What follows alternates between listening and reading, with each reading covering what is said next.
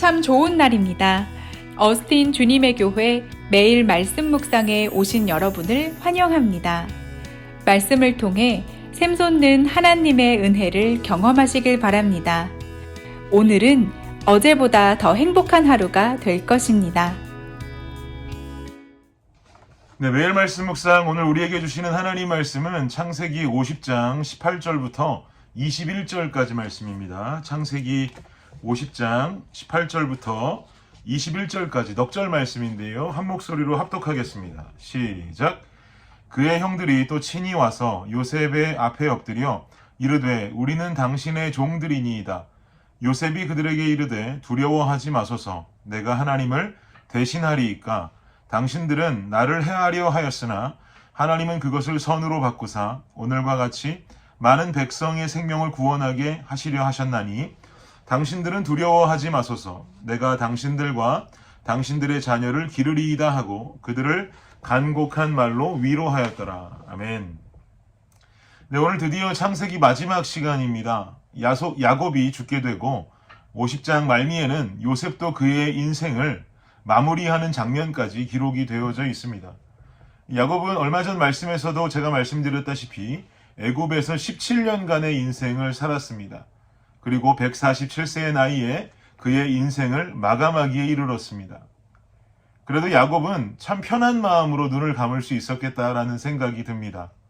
왜냐하면 사랑하는 아들 요셉을 만났고 그와 함께 17년이라고 하는 시간을 보낼 수 있었기 때문이죠.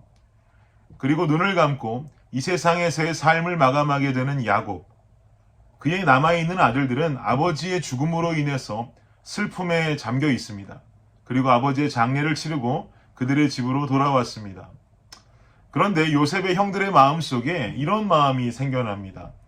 지금까지 요셉이 우리에게 보복을 하지 않았던 이유는 아버지께서 살아계셨기 때문이었을 것이다 라는 생각을 갖게 되는 거죠. 어쩌면 형들의 마음 속에는 당연한 마음일지도 모르겠습니다. 자신들은 과거에 요셉을 죽이려고 했었고 그나마 죽이지 않은 채로 미디안 상인들에게 종으로 팔았으나 시간이 흘러서 자신들이 버린 동생을 애굽의 총리로 만났단 말이죠. 그러나 요셉은 이 형들에게 어떤 잘못도 묻지 않았습니다. 그리고 형들을 용서해 주었습니다. 그러니까 인간적인 마음으로만 생각해보면 이런 요셉의 용서가 형들로서는 이해할 수 없는 크기의 용서인 것이죠. 아무리 머리를 굴려봐도 아버지께서 살아계셨기 때문에 자신들에게 보복하기를 참고 있었구나라는 생각밖에는 할 수 없는 것입니다. 그래서 이 형들은 요셉에게 사람을 보냅니다. 그리고 이런 말을 전합니다.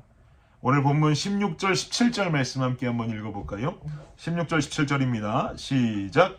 요셉에게 말을 전하여 이르되 당신의 아버지가 돌아가시기 전에 명령하여 이르기를 너희는 이같이 요셉에게 이르라. 내 형들이 내게 악을 행하였을지라도 이제 바라건대 그들의 허물과 죄를 용서하라 하셨나니 당신 아버지의 하나님의 종들인 우리 죄를 이제 용서하소서 하매 요셉이 그들이 그에게 하는 말을 들을 때에 울었더라. 아버지의 유언이 있었습니다. 그 유언은 형들이 요셉 당신에게 어떤 악한 일을 행했다고 할지라도 그들을 용서해 주라고 하는 유언이었습니다. 라는 말을 어떤 사람을 통해 전하고 있는 것이죠. 그러니까 형된 우리들을 좀 너그러운 마음으로 용서해 주십시오. 그러자 이 이야기를 전해들은 요셉의 반응은 어땠다고 17절에 말하나요? 그들이 그에게 하는 말을 들을 때에 울었더라 라고 기록하고 있습니다. 요셉이 그들이 그에게 하는 말을 들을 때에 울었더라. 요셉이 왜 울었을까요, 여러분?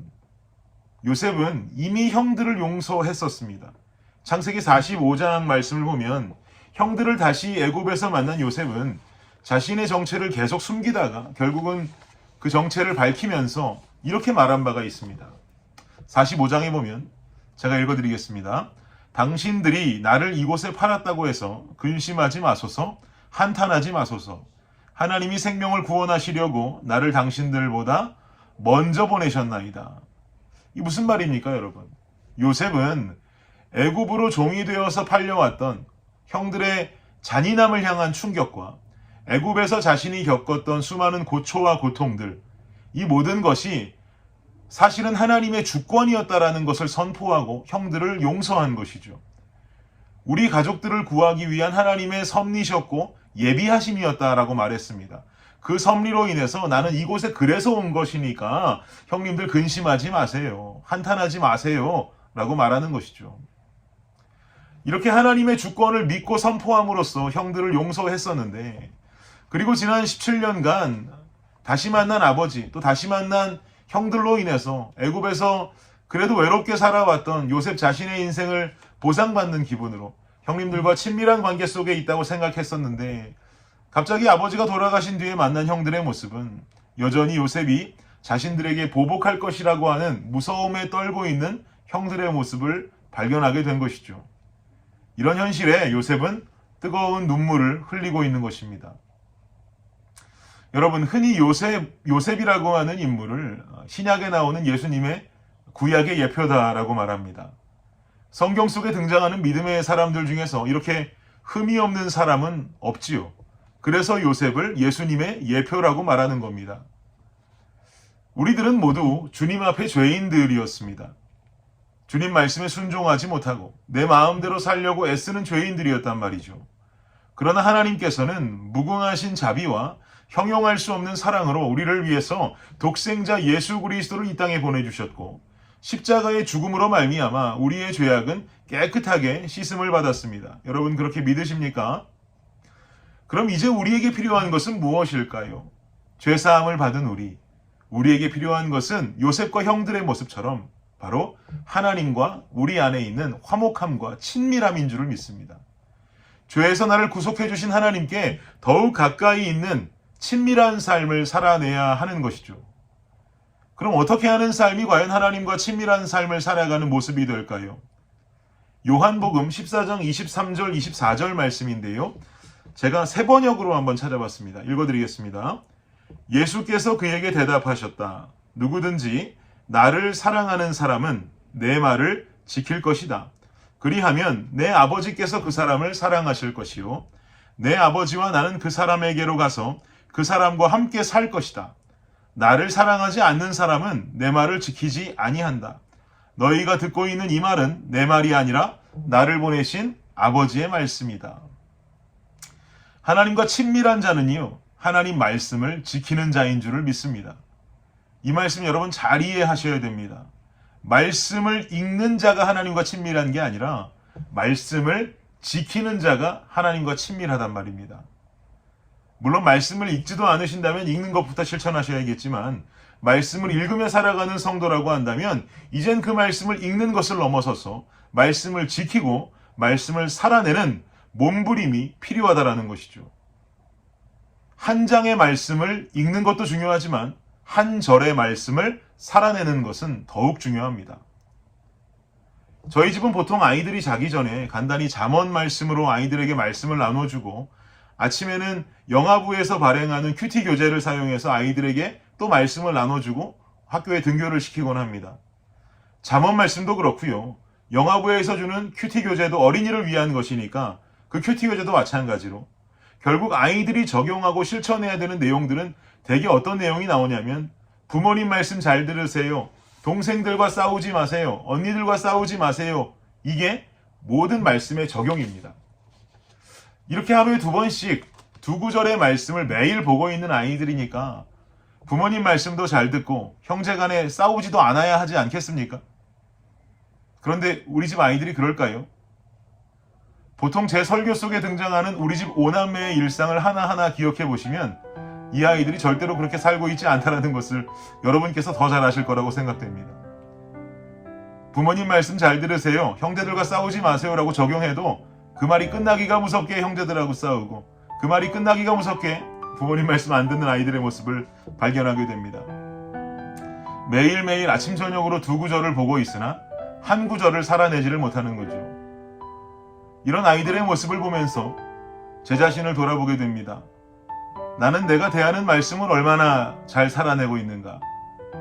아이들보다 나이는 많고 삶의 경험도 많고 직업도 목사이다 보니까 훨씬 다양한 적용들을 할 수 있는데, 결국 그 수많은 적용들을 나 자신은 잘 살아내고 있는가라고 제 자신을 향해서 자문을 해보면 결국 자신있게 아멘을 외치지 못하는 제 모습을 발견하게 됩니다. 여러분은 어떠십니까? 영적으로 성숙할 수 있는 삶을 결단하고 살아내는 우리가 되기를 축복합니다. 이것이 예수 그리스도의 보혈로 죄 씻음을 받은 하나님의 백성이 살아내야 하는 하나님과의 친밀한 삶의 모습인 줄을 믿습니다. 말씀을 지키는 자, 즉 말씀을 살아내는 자가 주님과 친밀한 자다라고 성경은 말합니다. 우리 모두 죄 씻음 받았다면 죄 씻음을 받은 백성으로 우리가 읽고 있는 그 말씀을 한 구절이라도 살아내기 위해서 몸부림을 치면서 친밀한 하나님의 백성으로 오늘을 살아내고 승리하는 저와 여러분이 되시기를 예수 그리스도의 이름으로 축복합니다. 기도하겠습니다. 하나님 감사합니다. 주님의 보혈로 죄 씻음 받은 구속함 받은 백성인 줄을 믿고 선포합니다. 이젠 우리의 삶을 통해 주님과 친밀한 삶을 살아야 할 것인데 그저 말씀을 읽고 끝내는 것이 아니라 삶으로 지키고 살아낼 수 있는 진정 주님과 친밀한 삶으로 살아내는 우리 모두가 되게 하여 주시옵소서. 이 삶을 통해 그리스도의 자녀된 명예를 지키고 이 세상 속에 빛과 소금된 역할로 살아갈 수 있는 우리 모두가 되게 하여 주옵소서. 예수님의 이름으로 기도드립니다. 아멘. 수요일 기도 제목으로 함께 기도하도록 하겠습니다. 교육부 사역을 위해서 기도해 주십시오. 온라인 영상이 아이들에게 효과적으로 전달되도록 사역자들과 선생님들이 영혼 사랑의 열정으로 섬기도록 기도해 주시기 바랍니다. 두 번째는 구역 예배를 위해서 기도해 주십시오. 대면 비대면으로 드려지는 구역 예배가 안전하도록 구역장들이 예배를 성령 충만함으로 인도하도록 구역장들이 섬김을 통해 각 개인이 은혜와 복을 받도록 기도해 주시기 바랍니다. 마지막 선교사님들을 위해서 기도하실 때에 알래스카의 이홍래 목사님, 디국의 김재문 선교사님, 우즈베키스탄의 강세르게이 선교사님을 위해서 기도해 주시기 바랍니다. 기도하겠습니다.